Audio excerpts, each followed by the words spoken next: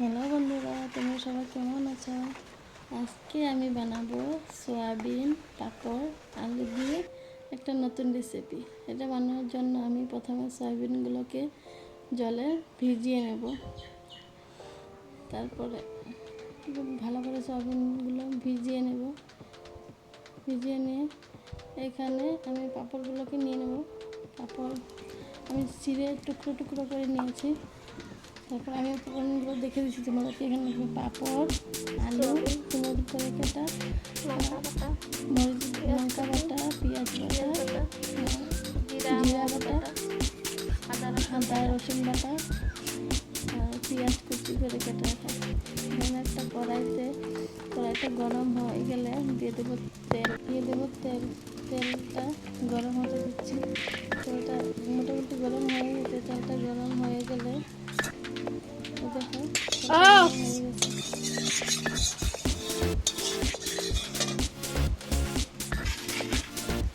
তেলটা গরম হয়ে গেলে এর মধ্যে দিয়ে দেবো পাঁপড়, টুকরো করে একটা পাঁপড়গুলো দিয়ে পাঁপড়গুলো ভেজে নেবো। আমি আমাদের বাড়িতে খুব কম তেল হয়, তার জন্য আমি অল্প তেলেই রান্না করি। এরকমভাবে আমি পাঁপড়গুলোকে ভেজে নেবো। ভেজে এগুলো ভাজা হয়ে গেছে, এগুলোকে উঠিয়ে নেবো। আমি উঠিয়ে নিচ্ছি পাঁপড়গুলোকে। এবার অল্প পাঁপড় ভেজে নিচ্ছি। তেলটা আমি খুব কমই ইউজ করি, তুমি তেল বেশিও দিতে পারো। আমি খুব কম তেল দিয়ে রান্না করি। তারপর পাঁপড়গুলো ভেজে আমি সয়াবিনগুলো ভেজে নেব। এখন লাল করে সয়াবিন ভাজা হয়ে গেছে। এবার কড়াইতে অল্প পরিমাণ তেল দিয়ে দেবো পেঁয়াজ কুচি। ভালো করে নেড়ে করে গোল্ডেন কালার আসা পর্যন্ত অপেক্ষা করতে হবে। সেসব পেঁয়াজগুলো গোল্ডেন কালার হয়ে আসছে। পেঁয়াজগুলো ভাজা হয়ে গেছে। এবার এর মধ্যে দিয়ে দেবো কেটে রাখা আলুগুলো। আলুগুলো দিয়ে দিচ্ছি। আলুগুলো দিয়ে ভালো করে নাড়াচাড়া করে নিতে হবে। ভালো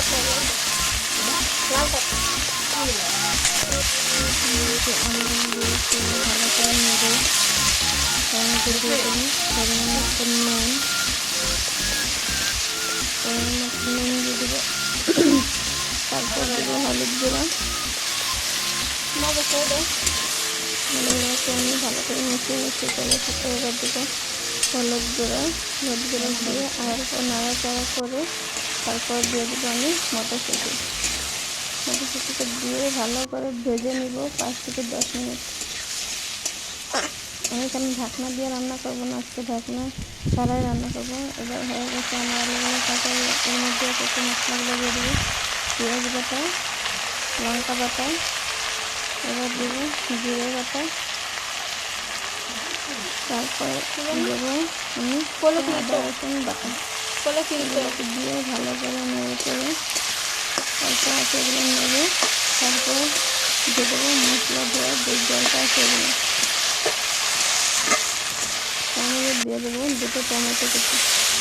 টমেটোগুলোকে আমি আগে থেকে কেটে রেখেছি। এবার দিয়ে দেবো টমেটো টুকরো করে রাখা। তারপর মশলার জলটা দিয়ে আবার 2 থেকে 3 মিনিট ভালো করে নেড়ে দিয়ে মশলাটা কষাতে হবে। সবজিটা কষানোর পরে তারপর দিয়ে দেবো ভাজা সয়াবিনগুলো। সয়াবিনগুলো দিয়ে ভালো করে নেড়ে চেড়ে দিতে হবে। নাড়াচাড়া করে নিচ্ছি। যতক্ষণ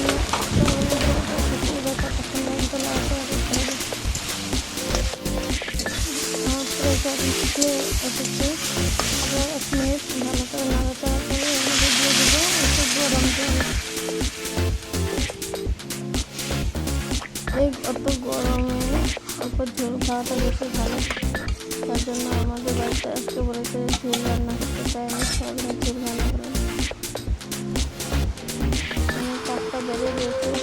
এবার সয়াবিন করে দিয়েছি। একবার নাড়াচাড়া করে দিলাম। আরও 5 থেকে 10 মিনিট আমি এগুলোকে ভালো করে জাল নিয়ে নেব। দেখো আমার সয়াবিন প্রায় হয়ে গেছে। চাইলে শুকনো শুকনো বানাতে পারো, ঝুড়ি বানাতে